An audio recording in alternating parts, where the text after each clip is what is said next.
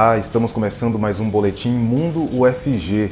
Destacamos o que foi notícia em Goiás e no Brasil e também selecionamos informações sobre a Universidade Federal de Goiás para lhe apresentar a partir de agora.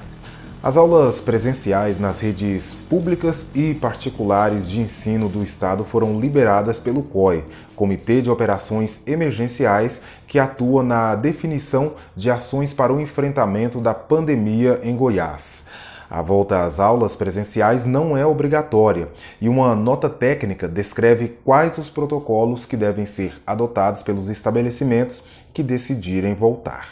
Essa deliberação veio porque foram alcançados os dois indicadores pactuados em agosto. Esses indicadores nos mostram que existe um risco menor nesse momento e que aulas presenciais podem retornar. Só que elas deverão retornar seguindo rigorosamente protocolos que já foram pré-estabelecidos e também deverá retornar apenas 30% do total da capacidade de alunos da escola. Ainda falando de flexibilização, na capital, a Prefeitura também liberou a reabertura de áreas comuns dos condomínios horizontais e verticais, desde que a orientação de distanciamento de 2 metros entre as pessoas, o uso de máscara e outros protocolos sejam respeitados. O uso de churrasqueiras ou fornos de pizza, por exemplo, deve ser feito apenas por membros de um mesmo núcleo familiar. Foi autorizado também a utilização de piscinas por mais de um apartamento ou residência, desde que mantenha o distanciamento de 2 metros. Contudo, brinquedoteca, sala de jogos, ambientes fechados permanecem proibidos nesse momento. A vigilância sanitária pode fazer a fiscalização nesses locais para verificar o cumprimento das normas. Caso seja verificado o descumprimento, multas podem ser aplicadas ao condomínio. O que a gente pede nesse momento é que cada condomínio faça a sua própria determinação interna e cuide para que seus condôminos, ao realizar algum evento dessa natureza, sigam os protocolos. Então, ou se o condomínio achar por bem nesse momento ainda não prever a realização desses eventos, cada condomínio tem uma vida própria e a sua identidade própria.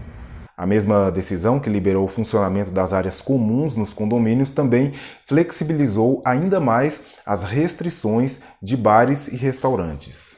Foi deliberado também a utilização, a ampliação de bares e restaurantes para 50% e ampliação também para até 6 pessoas em uma mesa, mantendo o distanciamento entre as mesas de 2 metros e as outras recomendações para bares e restaurantes. E é bom ter atenção a essas recomendações tanto em bares e restaurantes quanto em condomínios. Em caso de denúncias ou excessos, há canais disponíveis para denúncias. A vigilância sanitária pode ser acionada pelo aplicativo Prefeitura 24 horas. A Polícia Militar também pode atender ao chamado pelo número 190 e a Guarda Civil Municipal pelo telefone 153. 2 em cada 3 leitos de UTI, criados temporariamente durante a pandemia de coronavírus, estão sendo fechados nos hospitais públicos do Brasil. Dos mais de 15 mil leitos adultos habilitados pelo Ministério da Saúde desde abril, restam pouco mais de 5.200. Leitos pediátricos são apenas 6 em funcionamento. Agora, secretários estaduais e municipais da saúde tentam convencer o Ministério a manter pelo menos 5.000 leitos de UTI nas regiões que mais necessitam desse tipo de atendimento. O Conselho Nacional de Secretários da Saúde diz que só vai se manifestar sobre o assunto quando concluir a análise oficial dentro das próximas semanas. Em Goiás, a lei que ampara indígenas e quilombolas foi sancionada pelo governador do estado somente no dia 22 de outubro. Essa lei viabiliza, em caráter de urgência, medidas que garantem condições de higiene para a prevenção do coronavírus e acesso a atendimento de saúde adequado. O planejamento conta com 16 diretrizes, como disponibilizar medicamentos, exames e testes rápidos, estabelecer convênios e parcerias e facilitar o acesso dos profissionais da saúde às comunidades. Hora de um rápido intervalo aqui no Mundo UFG, mas em poucos minutos estamos de volta com outras notícias da Universidade Federal de Goiás.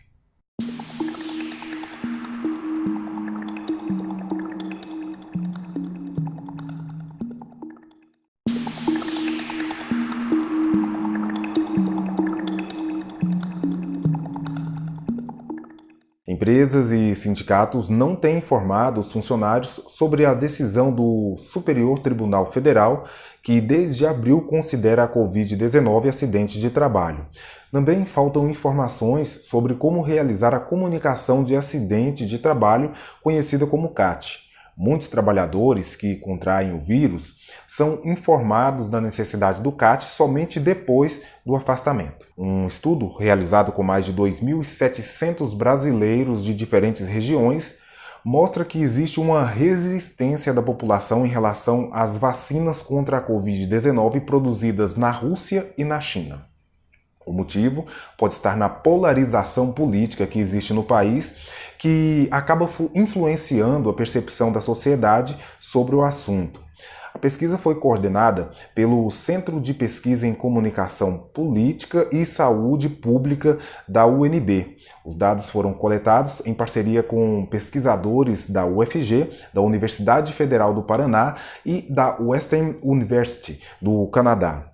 Eles aplicaram versões diferentes da pesquisa e os participantes responderam apenas uma delas. Depois, compararam as respostas para se chegar ao resultado. De modo geral, 78% dos entrevistados têm a intenção de se vacinar, mas quando a nacionalidade da vacina é informada, esses números diminuem. A queda chega a 16% se a vacina for da China, 14% se for da Rússia e quase 8% se for dos Estados Unidos e 7% se for da Inglaterra. A pesquisa cruzou essas informações com a avaliação do governo federal. Entre os que avaliam o governo como bom ou ótimo, 52% tomariam uma vacina contra a Covid-19. Mas quando perguntados se tomariam uma vacina da China, esse número cai para 27%. Entre aqueles que avaliam como ruim ou péssimo, 76% tomariam uma vacina, mas apenas 54% se ela for produzida na China. A Letícia Brito conversou com o professor Pedro Mundim. Ele explica que conclusão se pode tirar desses números. Se atendo a esses fatos, o que a gente percebe é que, de fato, a maneira como a crise ou a pandemia vem sendo gerida do ponto de vista público, especificamente em relação ao governo federal, que é o dado que eu tenho, não tenho nenhum dado a respeito de governadores ou de prefeitos, etc.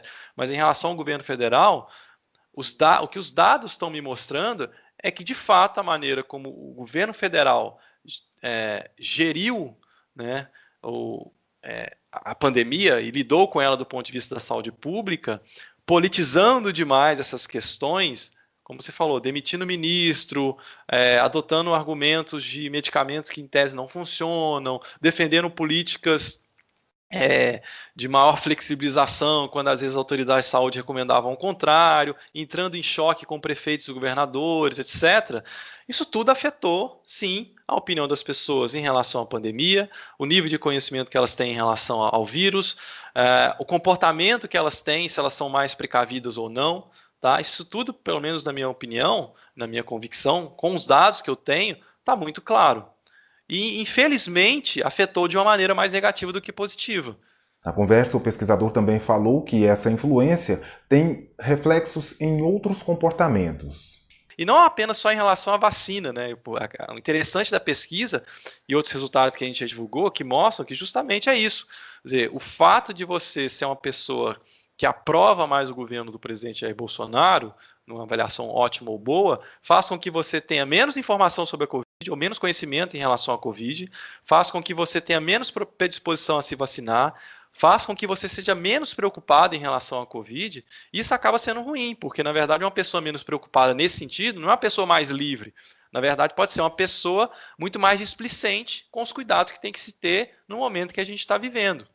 Mas quando a gente insere como variável explicativa a avaliação de governo, mesmo colocando diversas outras variáveis no modelo, classe social, religião, cor, se teve ou não Covid, etc., a variável que mais explica a opinião das pessoas em relação ao vírus, o nível de informação das pessoas em relação à Covid, ainda é a avaliação de governo. A vacina ainda não chegou e não sabemos qual laboratório irá obter êxito nos testes que estão em andamento. Mas esse tipo de resistência não pode existir. Para fechar, professor, o que pode ser feito ou precisa ser feito para minimizar essa resistência a uma possível vacina se ela venha a surgir, né? Tomara que sim. Mas esse movimento aí de resistência à vacina. Então, assim, se você não despolitiza a Covid, você vai continuar tendo esses problemas. Enquanto ela continuar politizada da maneira como ela está, esse tipo de, vamos dizer assim, usar um termo aqui que os economistas gostam muito, né, externalidade negativa vai continuar existindo e vai continuar a nos afetar. Não tem outra saída, outra interpretação em relação a isso. Os dados dessa pesquisa foram coletados entre os dias 23 de setembro e 2 de outubro e ela ainda não está concluída. Os pesquisadores vão fazer outras análises, buscando apurar ainda mais as informações.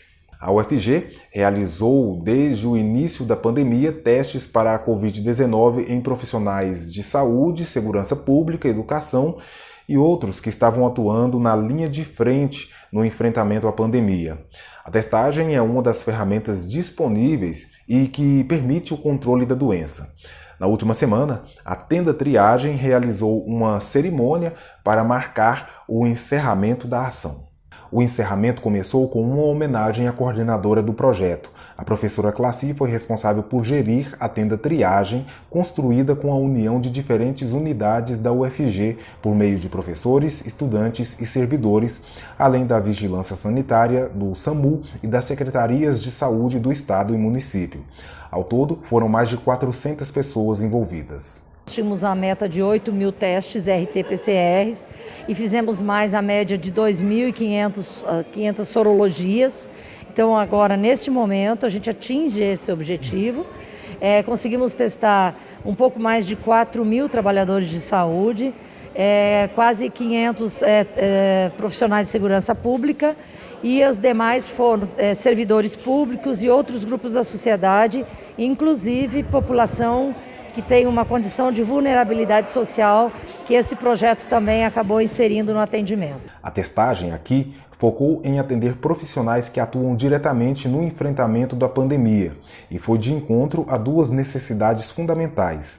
A primeira era identificar precocemente a pessoa com o vírus e permitir o isolamento dela, evitando que a doença se espalhasse. A outra foi cuidar da saúde dos profissionais para que a linha de frente que atua no atendimento à população não ficasse fragilizada. Bom, os trabalhadores da saúde e de segurança pública, eles estão continuamente promovendo assistência e acompanhando a comunidade, tanto em relação às unidades de saúde, como também em situações de periculosidade. Então, esse papel que a UFG fez de direcionar a testagem, não só a testagem, como promover também a assistência de enfermagem, assistência médica para esse grupo de profissionais, ela foi fundamental porque sem essa mão de obra de linha de frente, a pandemia em Goiânia não teria o sucesso de controle que nós observamos agora aqui no nosso município. Mas o saldo do projeto Tenda Triagem vai além dos números. Os testes serviram de base para outras pesquisas da universidade. Além disso, a Lei 14.040 de 2020 permitiu que estudantes da área da saúde que tivessem cumprido pelo menos 75% da carga obrigatória antecipassem a colação de grau para atuar no contexto real de atendimento a pessoas doentes. Nesse momento, onde foi necessário colocar um maior número possível de médicos e outros profissionais de saúde na linha de frente, essa antecipação da graduação possibilitou que muitos pudessem ir a campo de forma que de outra forma não poderiam ter ido. Então foi a importância também, porque aqui foi feito um treinamento específico em relação, por exemplo, à paramentação, à coleta de exames, os nossos alunos tiveram a oportunidade de identificar as doenças e treinamentos de condutas. Quando a gente para analisar o contexto de pandemia, algo que a nossa geração talvez jamais viveria e a gente pôde viver, a gente vê que a experiência foi gratificante na seguinte questão. Quando a equipe multiprofissional ela atua efetivamente em prol da melhoria para o indivíduo, a gente vê que isso é com certeza é possível de existir, ou seja, a equipe multiprofissional a qual me refiro é a equipe de enfermagem e a medicina que atuaram juntas aqui brilhantemente, e a gente vê o quanto isso contribui tanto para o aprendizado quanto para o crescimento profissional dos estudantes. Vários outros projetos desenvolvidos na UFG foram realizando parcerias no projeto Tenda, como um projeto do Instituto de Química, de alguns professores que estão desenvolvendo esse projeto com saliva, projeto do IPTESP que está desenvolvendo com a vacina BCG. Então esse projeto deu base com o resultado do PCR para esses outros pesquisadores poderem avançar nas suas pesquisas. Com o tempo, novos objetivos surgiram dentro do projeto. O Tendinha foi um deles. A ação realizava testes da Covid-19 em crianças e adolescentes filhos ou parentes do público-alvo. Outra ação foi o acompanhamento daqueles que receberam resultado positivo para a Covid. Então a gente acompanhava até ter certeza de que eles não apresentavam mais nenhum sintoma. Então nesse sentido ou era testado novamente para se fosse exigência do serviço, ou então eles já eram liberados para retornarem às suas atividades. Mas o projeto de coorte, que é um projeto que acompanha todos os profissionais que positivaram para observar a persistência do vírus, ou também para ver se teve desenvolvimento de anticorpos, esse continua até dezembro, e o projeto que apoia a população vulnerável, esse também continua. Dos esforços para manter o projeto ao longo dos meses, surgiram novas possibilidades e descobertas que ficarão como legado.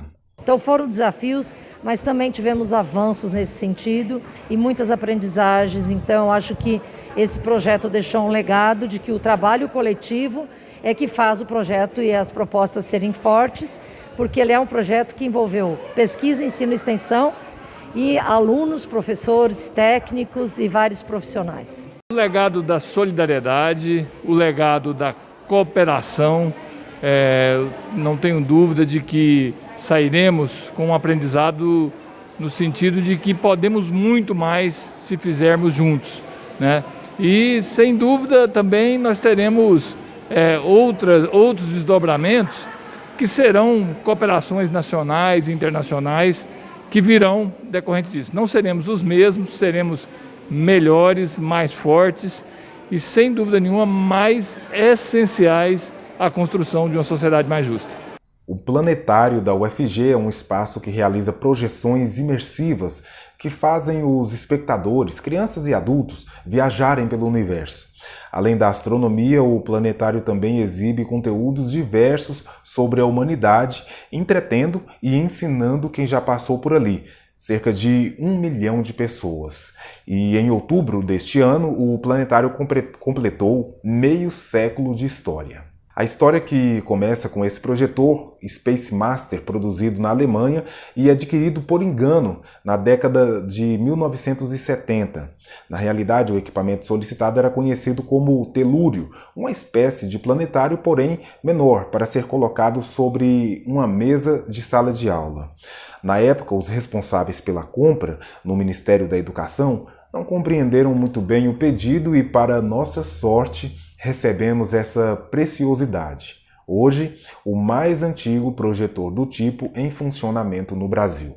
Parte dessa história está disponível no site do Planetário e no YouTube você pode conferir também um vídeo que marca a comemoração dos 50 anos do Planetário.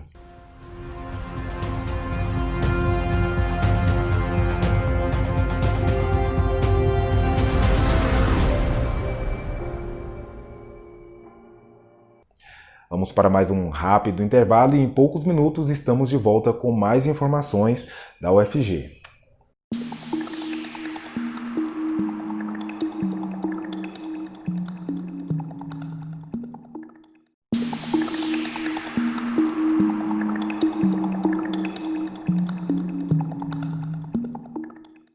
A escola especial não é inclusiva, segundo a professora Flávia Silva, que atua na área de deficiência visual e de geografia da Secretaria Municipal de Educação de Goiânia.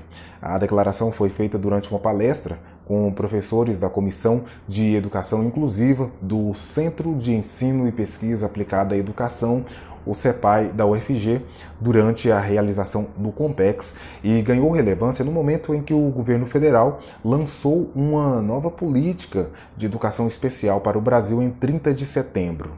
Essa política prevê a criação de turmas e escolas especializadas apenas para alunos com deficiência fora da rede geral de ensino. Ainda falando de educação, 7 dentre os 94 cursos da UFG receberam 5 estrelas no Guia da Educação, no Guia da Faculdade de 2020, divulgado no dia 25 de outubro. O guia é feito pelo jornal O Estado de São Paulo em parceria com a plataforma Quero Educação. Os 7 cursos considerados de nível excelente são os bacharelados em Ciências da Computação, Medicina Veterinária, Nutrição, Letras com tradução em Libras Português e Sistemas de Informação, e as licenciaturas de Ciências Biológicas e Geografia. Esses cursos são da Regional Goiânia. E a 7ª edição da Olimpíada de Empreendedorismo entregou R$21 mil como premiação para as equipes vencedoras do concurso. O desafio foi encontrar ideias inovadoras voltadas ao empreendedorismo, desenvolvimento social ou educação. Ao todo participaram equipes de 10 estados, mais o Distrito Federal. O evento, que fez o anúncio dos vencedores, foi realizado de maneira remota. Em primeiro lugar, na categoria de ação social, ficou a equipe Recomeço, formada por alunas da UFG que apresentaram um projeto para capacitar refugiados no Brasil, orientá-los quanto à legislação trabalhista e conectá-los ao mercado de trabalho por meio de uma feira de profissões. Ano passado, em fevereiro, a gente fundou o Recomeço, que é uma iniciativa social que assiste refugiados em Goiânia e região metropolitana.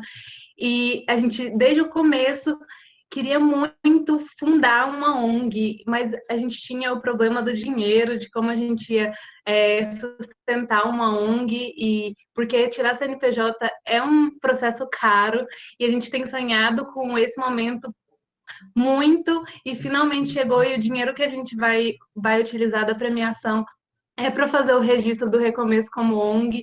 Já na categoria de negócio de impacto, a primeira colocada foi a equipe Som das Cores, que trouxe uma proposta de alfabetização que usa cores como referência. As alunas da UFG e da ESUP desenvolveram este projeto. Participar desse projeto nos mostrou que somos capazes de amadurecer uma ideia com pouco tempo disponível e sob pressão.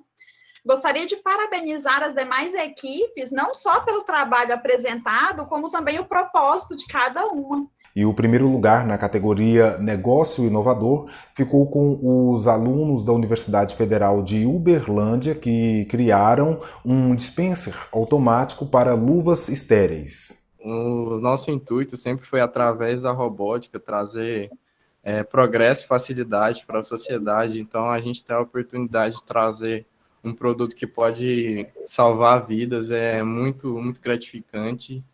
O formato online, adotado este ano por conta do distanciamento social, aumentou a abrangência do evento e permitiu que equipes de outros estados participassem.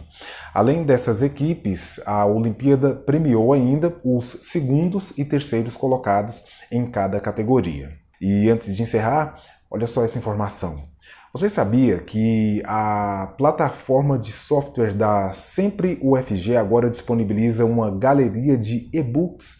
Você pode enviar o seu trabalho nesse formato para a plataforma ou acessar e baixar vários e-books que já estão disponíveis. Para ter acesso, basta fazer o cadastro em sempreufg.ufg.br, confirmando que já foi ou ainda é vinculado à universidade. O Mundo UFG de hoje fica por aqui. Eu agradeço a sua audiência e companhia. Lembrando que de segunda a sexta estamos aqui a partir das 4 da tarde trazendo conteúdo e informação. E é sempre muito bom ter você conosco. Até a próxima. Tchau, tchau.